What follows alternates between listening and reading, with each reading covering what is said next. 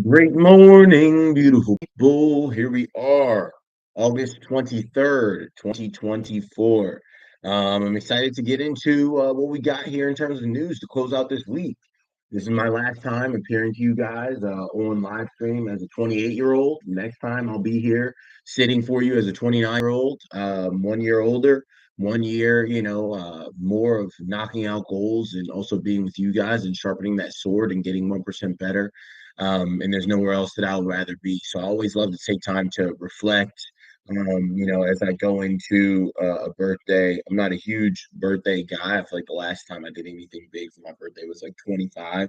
Um, but I feel like it is an important time to reflect, right? And of course, to have gratitude.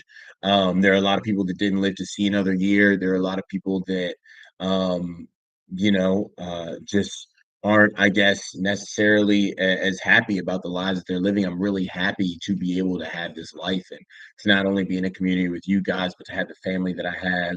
The puppy that I have, the woman that I love, brothers and sisters and mothers and fathers, father, right, and mother.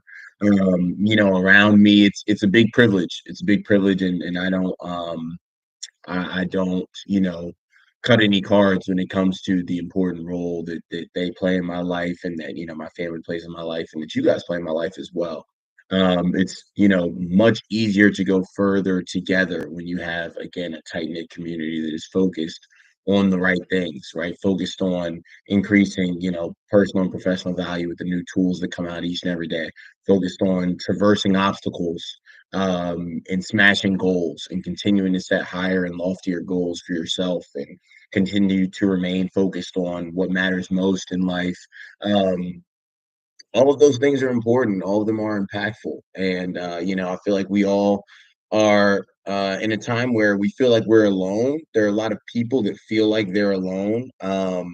And they don't have people there for them. And that's why I don't take it for granted, right? Having people around you and make sure that if you are one of those people that might be feeling lonely or you feel like you don't have anyone, on your wavelength, seek those people out, actively do that because it's not going to drop out of the sky. You got to put yourself in the right environment. But I'm very, very proud of and fortunate to have the environments that I have and to have the people around me that I have. So thank you to all you guys, right, for being a part of that. You made 28 an amazing year. And I'm sure you'll make 29 an amazing year as well. I got a good feeling about it, right? I feel like there will be a lot of changes coming down the pipeline for me, but all good changes. And all good stuff, all fun stuff. I feel like there are a lot of things that happen from 28 to 29, right? So I'm looking for even more fun stuff. And I'm excited for 30. I feel like a lot of people are like, oh man, like, are you, sad about the 20s? I've lived my 20s to the max. Like, I've lived my 20s to the maximum, traveling and this, that, and the third. Like, I'm ready for that next stage. I'm excited for that next stage. And I celebrate becoming old, right? Everybody should, because the alternative is not, right? It's dying. And I for sure don't want to do that. So I want to, get into my old head stage, right? I want to talk about my old back in the day. I want to get to my 30s, get to my 40s, live in my 50s, appreciate my 60s, value my 70s, right? And anything beyond that is gravy, right? That's a gravy train. But yeah, anyways, on from the sentimentality. I guess you guys are giving me a little chance to birthday ramble here. I'm just grateful, right? I'm just grateful, and I didn't plan on sharing any of that. But just was on my heart this morning, and it's Friday, so I'm excited that again I get to be here with you guys and continue to be here with you guys throughout the whole year, right? And we've got what August, September, October, November, December. We got 4 more months left. Let's make them as bomb as we did the first eight, right? And continue to even step it up from there. Let's step it up, and get 1% better daily, right? So if you're doing it for the first time, you might be sitting here like, is this a personal vlog? No, right? This is the pre-market prep session where we go over the important market-related news, happenings, um, data drops, et cetera, that are very key to understanding how you can follow markets and parse through information and leverage that information for your own financial betterment, right? And you won't always win. right? The only guaranteed thing in this game of investing or trading is that you will lose. At some point, you will lose, right? Look at Warren Buffett with Snowflake, right? Look at a lot of early investors with Snowflake. Look at like there's everyone, loses at some point. Apple, Nvidia, right? All of them. It's just what do you learn from it? Right. And what systems do you put in place in order to make sure you're better the next time? That's what this session is about. And I'm happy to be here hosting it, each and every morning. Now, we're here to get 1% better each and every day. That's the one goal. So throw those ones in the chat, whether you're watching live or via replay. Set that intention. You want to do everything with intention. I'm going to live my last, day as a 28-year-old with intention. Spend later on the afternoon, the evening with family, and bring in, this next year of life with some fun and some gratitude and with priorities in focus. I feel like that's another big thing too on birthdays is evaluating your priorities. What have you been most focused on? Is it something that serves your best good or not? Right, and you move from there. But let's hit our top news this morning since we got a little Friday party happening in Wyoming. Jackson Hole. Investors today are looking to Wyoming, and it's not to book a national park getaway before the summer comes to an end. The annual Jackson Hole Symposium, hosted by the Kansas City Fed, is underway, with Chairman Jerome Powell set to take the stage at 10 a.m. Eastern Standard Time, so in exactly 59 minutes from now. Typically, he never gets on exactly at that time. He's always a little bit late. But we've got him speaking at Jackson Hole. The theme of the 2024 conference is titled, quote, Reassessing the Effectiveness and Transmission of Monetary Policy, and could provide further clues on the magnitude of policy easing with the next cycle that's slated to start in September. Now, some history. Back at Jackson Hole in 2020, Powell unveiled a policy of flexible average inflation targeting, which basically states bearish fears and resilient since then, despite bearish fears and countless calls for a recession. Um, the equation has changed in recent months. Inflation moved closer to the Fed's 2% target. Instead of putting a focus on the price stability portion of the central bank's dual mandate, attention has turned to the maximum employment part, given an uptick in the unemployment rate. Right? Again, the Fed has two jobs: to keep inflation rate, the target rate of 2%, and then to maintain maximum employment. And the Fed can focus all on one thing when the other is taken care of, and that's what it has been doing, focusing all on inflation and lowering it because employment, and unemployment has been fine. But now there have been recently, I guess, more alarming data when it comes to the maximum employment portion, and that has been, kind of pushing and augmenting the narrative that the Fed will cut in September, which is now pretty much a widely accepted fact. The only thing that could be a surprise is the magnitude of the cut. And that's why also when it comes to information too, you have to recognize like what is priced in based off of what is expected. If you expect to get a pizza for dinner, right? If you're a kid, you expect to get, and some adults, right, love pizza. I still love pizza. But you're expecting to get pizza for dinner on Friday night. Once you get the pizza, it's like, okay, cool. This is what I was expecting. It's not like over the moon, right? But there's a difference if you weren't expecting pizza and your parent comes home with pizza and you're like, holy crap, let's freaking go, right? That is the difference is expectations. So when you have something like this in markets, where everyone is expecting it, don't expect some overzealous reaction because the expectations have already been priced in. And that's a big thing when it comes to markets. Same thing with like think about, for an example with crypto, Bitcoin in El Salvador. El Salvador, turned Bitcoin and made it into legal tender there in El Salvador. And everybody thought like, oh, the day of Bitcoin's gonna go crazy. What happened? Bitcoin rose in anticipation of the event, right? People bought the rumor and then they sold the news. That's a often used, term, buy the rumor, sell the news.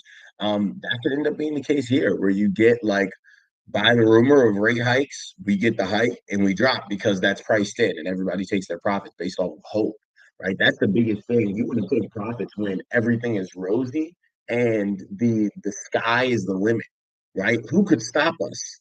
Ourselves. Each and every time, right? Ourselves are the ones who can stop us. So yeah, whenever expectations are peak and most rosy, that's the best time to skedaddle. And that often happens. So we'll see if that ends up being the case here. But this is at this point a widely well known and expected cut happening in September. Um, let's see here. The equation has changed in recent months. as inflation moves closer to the Fed's 2% target. Instead of putting a focus on the price stability portion of the central bank's dual mandate, attention is turned to the maximum employment part, given an uptick in the unemployment rate. Add to that this week's major downward revision in non-farm payrolls data, which was the biggest since the global financial crisis, and will give Powell plenty to talk about when discussing expectations for the broader economy. Now, in terms of seeking off a commentary here, I believe the theme of this is a quote. I believe the theme of this year's event suggests the possibility of more comprehensive discussions on how supply side factors influence monetary policy. Analyst Justin Perohit adds in a 2024 Jackson Hole preview. Quote, while the restrictive effects of short term rates are evident in certain areas like credit conditions, the broader economy's continued growth, despite these restrictive measures, presents a puzzling challenge to traditional views on monetary policy transmission. I can see this paradox being a potential focal point at this year's symposium. Now, in terms of M&A news, Hollywood drama Skydance Media, which inked a deal to merge with Paramount last month, is accusing the company of breaching the terms of their agreement by extending the time it has to engage with other bidders. They said, get off Tinder, right? We're locked in. I don't want to see you out here entertaining, all these other little companies trying to acquire you. Quote, while Skydance is not currently exercising its right to terminate the agreement, we reserve the right to do so in the future, its attorneys wrote in a letter. Paramount extended the ghost shop period to solicit other offers from its original deadline to September 5th, after Edgar Bronfman sweetened his offer for National Amusements and a minority stake in Paramount from $4.3 billion to $6 billion. Wow, my boy came up off of almost two extra million for that. I guess they said, hey, we'll give some more time. It seems like, we might have a revitalized gauge and sentiment right now. Maybe people are back on us. They want us. Um, like I said, I'm ready for the whole Paramount saga to be over. So that's where I am with it. Circling back around to Jackson Hole, the reactions the markets have had to Jackson Hole have been mixed over the years. And oftentimes, like if it all depends on the tone of Powell, but the tone that's expected here this week is a dovish tone, right? And in the past, when he struck a dovish tone, a lot of times we might end up slightly, like 0.4%, something like that. When he strikes a majorly hawkish tone, like he did a few years ago at Jackson Hole, and said, hey, like we're continuing to hike rates, we got to be aggressive, then the market can sell off significantly.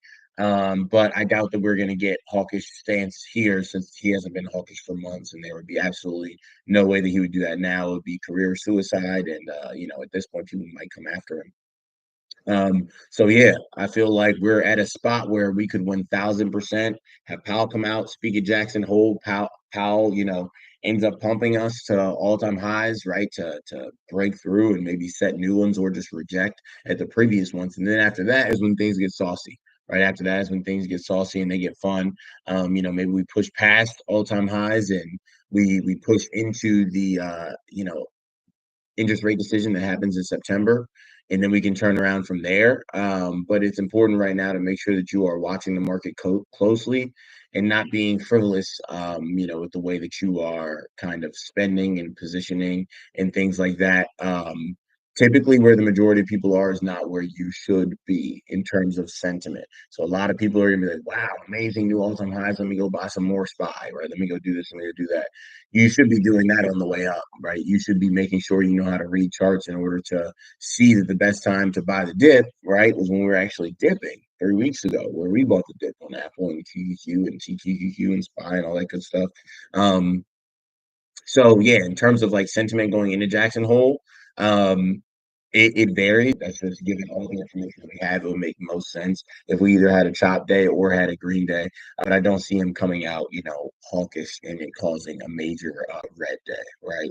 And the selling that was from yesterday, I feel like is completely understood and expected, given the fact that another little nugget, every time we're up near all-time highs, we have wild action, like every single time, because market makers just love like shaking people out and kind of threatening downside. They get in this spot where it's like we're right beneath highs, and everybody's like, "Are we rejecting?" And they get scared. They buy puts, right? Oh, are we going up?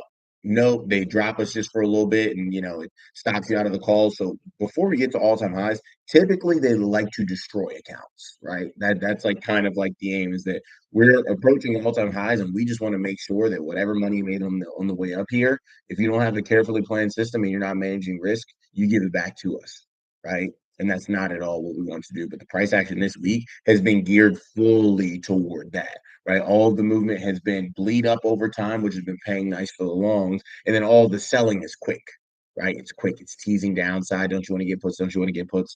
And then Powell, what probably comes on here, pumps us to new all-time highs, and everybody's like, "Wow, I've gotten burned on both sides all week, and it looks like we're finally going higher."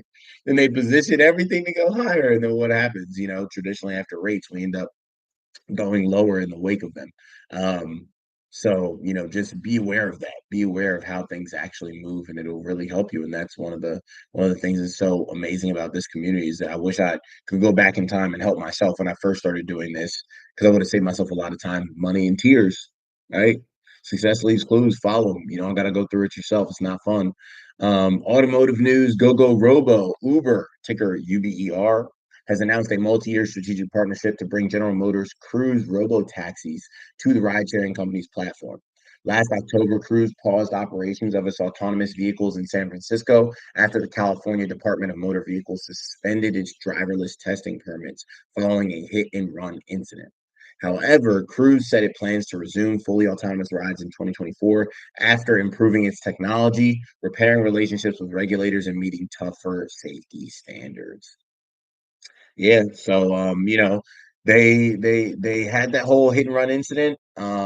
Cruz did, and I believe that the head there had to depart, and I feel like they've served their penance, and now they're partnering up with Uber. And again, for all of my Uber drivers and all of that, like I know that autonomous driving is something that has taken a long time to catch on, and we might still be a few years away, but just make sure that you are, utilizing the tools available in order to continue to provide value if that driving, isn't a thing in 2 years, 3 years. It'll take, there's a lot of red tape, right? There's a lot of red tape, but just be working toward, utilizing AI, making sure you can multiply your money in markets. All that super important. Speaking of which, for my AIM people, got fun stuff planned here for, the next upcoming days. I love all the emails of all you guys' applications of AI, what you've been using. I'm about to post a pretty fun thing about one of our group members here after I hop off of this and get finished with market stuff. But there has been still so much going on in the world of AI, and I'm looking to take things up a notch, with us and really start to dive into some of the more fun things I've been sinking my teeth into that can really just like clone yourself, right? That's the biggest issue I feel like people have is they don't have the time to do all the things they know that they need to do. So it's important to be able to recognize what's available when it comes to AI and have those systems set up so that you can have multiple different yous doing things that you have to do so that you can actually devote yourself to what you really need to do, right? When it comes to automating workflows and systems and processes and things like that, right? There's tons of stuff, cold outreach, lukewarm follow-up, content creation. There are tons of different things that it's like it would be awesome if that was on autopilot, right? Not only can you do that for your own self and your own brand and your own company, but you can do that for others, right? And make some money on the side doing it. Those are the types of things that you want to be looking into, and I'm glad that we'll dive into exactly that in AI Made Easy, our AI group. So I'm excited about how everybody's been learning and hitting it when it comes to bot press and all the different tools we've been getting into. And let's continue to do this, right? Get 1% better daily. Always the goal. Trade news here: forced arbitration. Canada's government has ordered the country's two main railroads to enter binding arbitration to resolve their disagreements with a labor union that disrupted North American freight traffic. Canadian National Railway, ticker CNI, and Canadian Pacific Kansas City, ticker CP, rail networks could resume work within days. Labor Minister Steve McKinnon said, although the parties, quote, remain very, very far apart. In response, CN ended its staff lockout and initiated its recovery plan that was quick, while CPKC is prepared to resume service on the Canada Industrial Relations Border issues once the Canada Industrial Relations Border issues its order. So that was a quick little lockout. quick strike. I feel like they resolved that pretty quickly. It's a great time. Oh, Alicia, thank you. I'm popping back into the comments. I appreciate the happy birthday wishes, happy early birthday wishes, and yeah, I'm very appreciative for you guys. And I'm sure that this forced arbitration happening with Canada's government and these railroads. I'm sure they're appreciative for that too. And we are also, because whenever there are issues with the kind of this whole supply chain and railroads, especially those on the border that we have with our friends, our maple flavored friends to the north, it can cost a lot of money when those things are out of commission. So whether that's trucking routes or railroads. This is good that they went ahead and got that taken care of expeditiously. Now, in terms of today's markets in Asia, Japan we're up 0.4%, Hong Kong down 0.2, China up 0.2, India flat, London, the footy up 0.4%, Frankfurt up 0.7%, Paris up 0.6, the Dow up 0.4, NASDAQ up 0.8, S&P up 0.6, crude up 1.1%, gold up 0.7%, Bitcoin down 0.4%. We got Jerome Powell speaking at 10 a.m. So let your trusty voice assistant know that, she should give you a reminder around that time. What else is happening? We got our rapid fire stock news rundown to close us out. Moderna, Pfizer, updated mRNA COVID shots get FDA nod. Mpox outbreak, Thailand reports first case in Asia linked to new strain. Kava soars to all-time highs. Comp sales margins stun. Peloton, ticker Peloton shares race higher on progress towards profitability. Oil tanker attacked by Houthis in Red Sea poses environmental risk. I guess maybe they are leaking or dropped cargo or something like that that's providing some type of risk.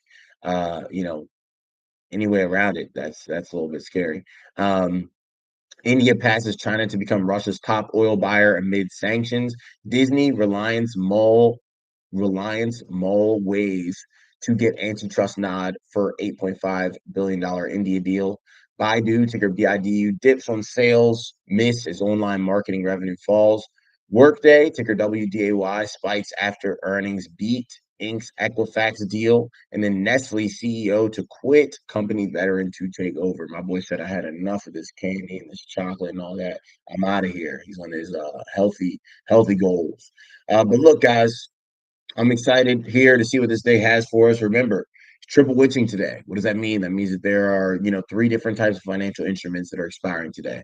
What does that mean, Adam? Well, that means that you can get some volatility, right? It means you can get a lot of weird volume where big money is shifting things around, right? They might be shifting money into one spot, moving it out of another, moving things around before expiration.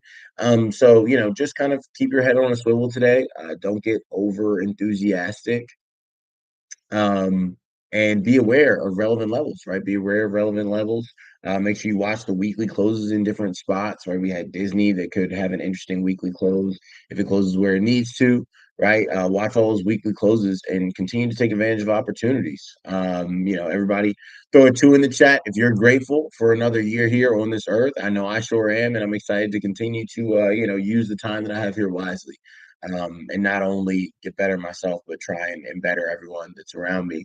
Because it takes a village, right? It takes a village, and I really want to pass this on to the next generation as well, right? It's not about us; it's about those who come up underneath us. So that's really who I want to impact the most. So excited! I'll see you guys on Monday. A year older. Have a great weekend. Talk to you later. Peace.